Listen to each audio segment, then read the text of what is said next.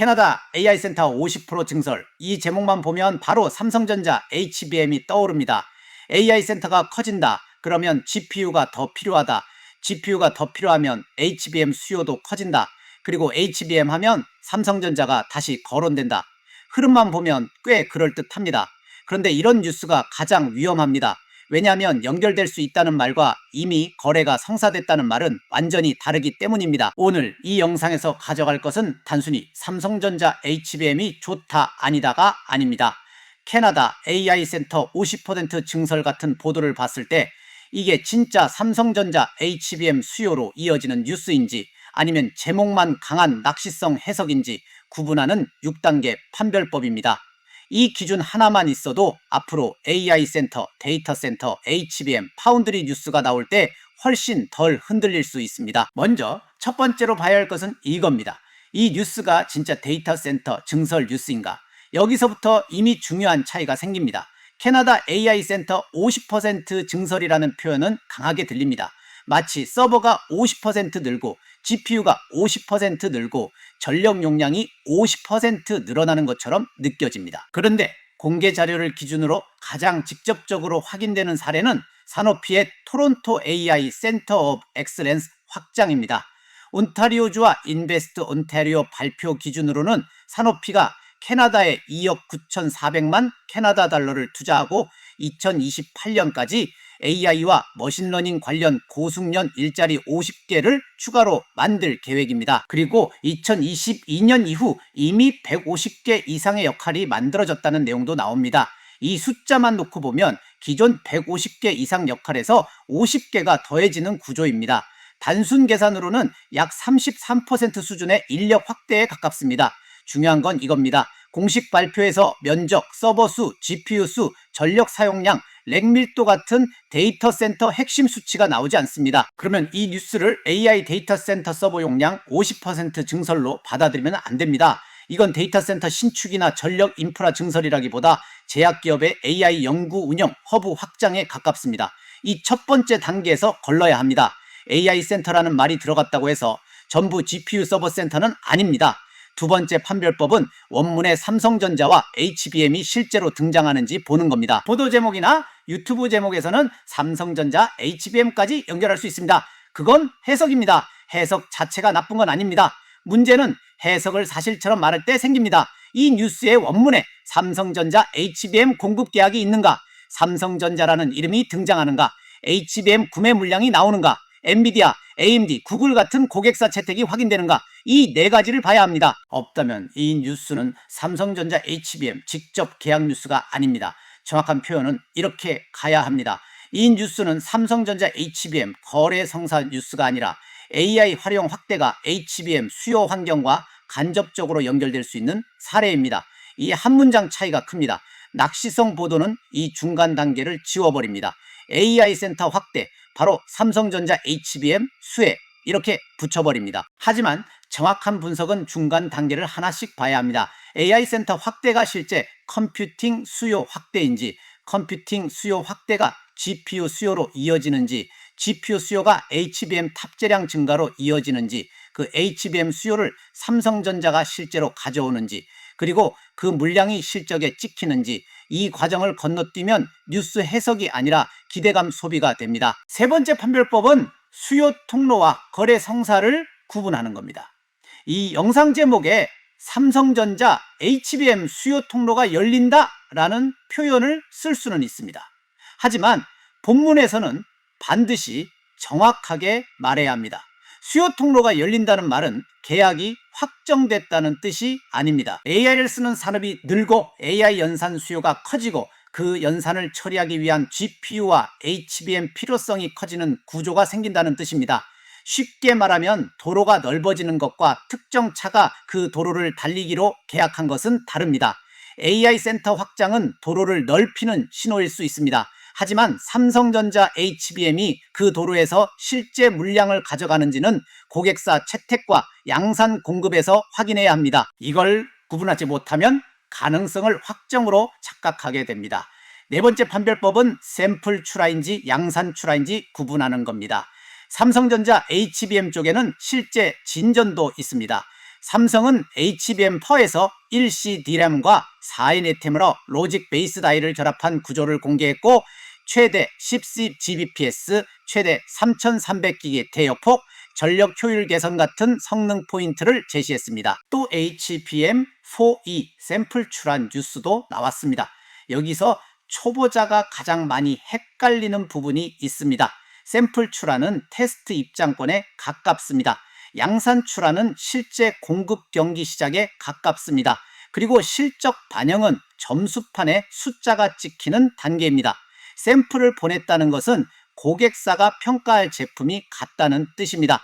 중요한 진전은 맞습니다. 하지만 그것만으로 대량 공급 계약이 확정됐다고 말하면 안 됩니다. 반대로 양산 출하, 고객사 재택, 공급 물량 확대, HBM 매출 증가가 같이 나오면 신호의 강도는 훨씬 세집니다. 그래서 앞으로 삼성전자 HBM 뉴스를 볼 때는 제목보다 이 단어를 봐야 합니다. 샘플, 퀄리피케이션, 고객사 승인, 양산, 공급 확대, 장기 공급 계약, 실적 반영, 어느 단계인지에 따라 뉴스의 무게가 완전히 달라집니다. 다섯 번째 판별법은 HBM의 게이트 기술이라는 표현을 조심하는 겁니다. 이 표현도 그냥 들으면 굉장히 기술적으로 보입니다. 삼성전자 HBM 게이트 기술, 삼성 파운드리 GAA, HBM4 베이스 다이 이런 단어가 섞이면 뭔가 엄청난 기술 돌파가 바로 일어난 것처럼 느껴집니다. 하지만 공개 자료 기준으로 HBM 게이트 기술은 업계 표준 용어가 아닙니다. 이 표현은 최소 세 가지로 나뉘어 봐야 합니다.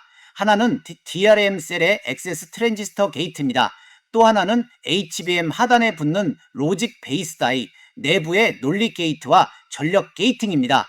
마지막은 삼성 파운드리의 GAA, 즉 게이트 어라운드 공정을 HBM과 연결해서 말하는 경우입니다. 여기서 중요한 건 현재 공개된 삼성 HBM4의 로직 베이스 다이는 유니티라는 점입니다.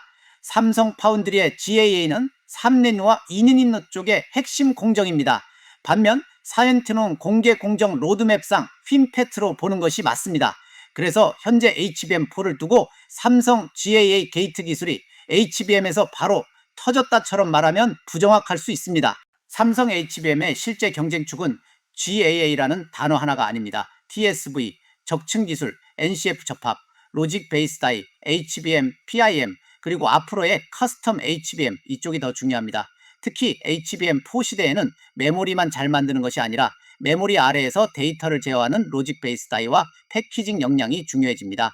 여기서 삼성의 강점이 나옵니다. 삼성은 메모리, 파운드리, 패키징을 모두 가지고 있습니다. 이론적으로는 HBM4 베이스 다이와 커스텀 HBM에서 수직 통합 시너지를 만들 수 있습니다. 하지만 이것도 가능성입니다. 실제 성과는 고객사 채택, 수율, 공급 안정성, 마진에서 확인해야 합니다. 여섯 번째 판별법은 삼성 파운드리의 현재 위치를 같이 보는 겁니다. HBM4부터는 단순 메모리 경쟁이 아닙니다. 로직 베이스 다이가 중요해지고 커스텀 HBM으로 가면 고객 맞춤형 설계와 파운드리 역량이 더 중요해집니다. 그래서 삼성전자 HBM을 보려면 파운드리 현주소도 같이 봐야 합니다.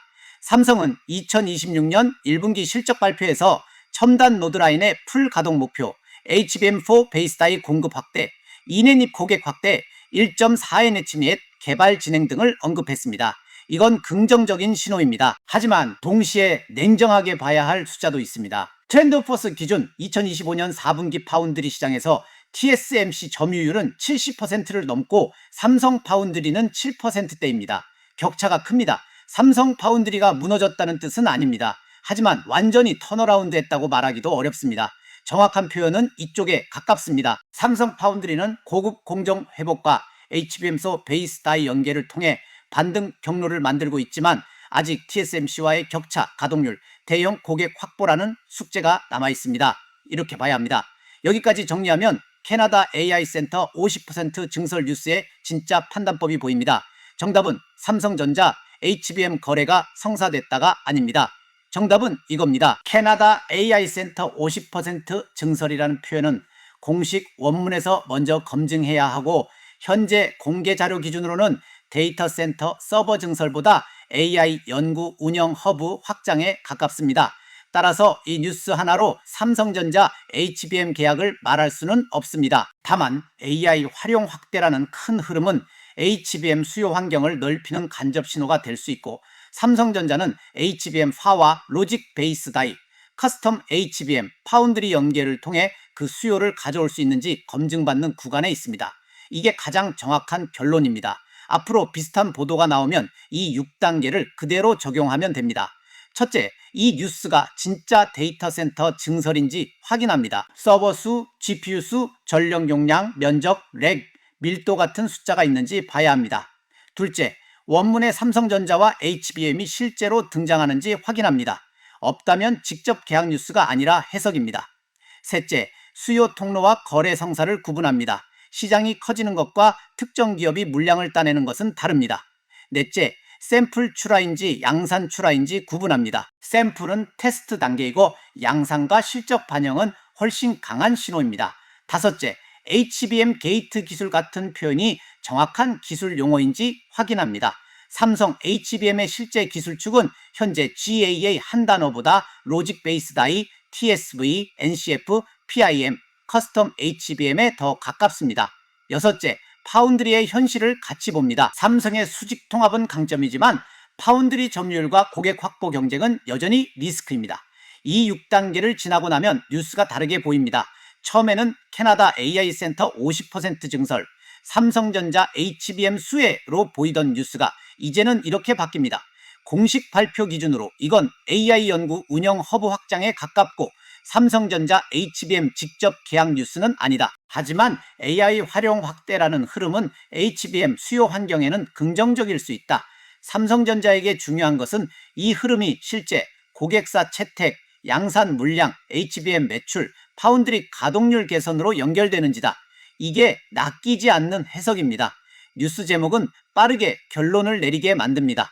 하지만 기업 분석은 천천히 단계를 나눠야 합니다. 특히 AI, HBM, 데이터 센터, 파운드리 같은 단어가 한꺼번에 붙으면 더 조심해야 합니다.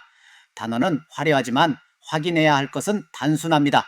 원문에 무엇이 적혀 있는가? 공식 자료인지 보도인지 해석인지, 수요 확대인지 계약 성사인지, 샘플인지 양산인지, 그리고 마지막으로 실적에 찍히는지. 오늘 영상에서 가져갈 한 문장은 이것입니다. AI 센터 뉴스에 낚이지 않으려면 수요가 커지는 이야기와 특정 기업이 실제로 돈을 버는 이야기를 분리해야 합니다. 삼성전자 HBM도 마찬가지입니다. 좋은 흐름은 있습니다. 기회도 있습니다. 하지만 그 기회가 진짜 기업 가치로 바뀌려면 고객사 채택, 양산 안정성, 파운드리 연계, 그리고 실적 반영까지 확인되어야 합니다. 뉴스보다 먼저 원문을 봐야 합니다. 원문보다 먼저 사실과 해석을 나눠야 합니다. 그리고 마지막 판단은 매출, 마진, 현금 흐름에서 확인해야 합니다. 이 주제에서 가장 헷갈리는 부분은 어디라고 보는지, 캐나다 AI 센터 뉴스가 삼성전자 HBM에 실제로 얼마나 의미 있는 신호라고 보는지 의견을 남겨주면 다음 분석을 준비하는데 큰 도움이 됩니다. 좋아요, 구독, 알림 설정까지 한 번씩 부탁드립니다. 감사합니다.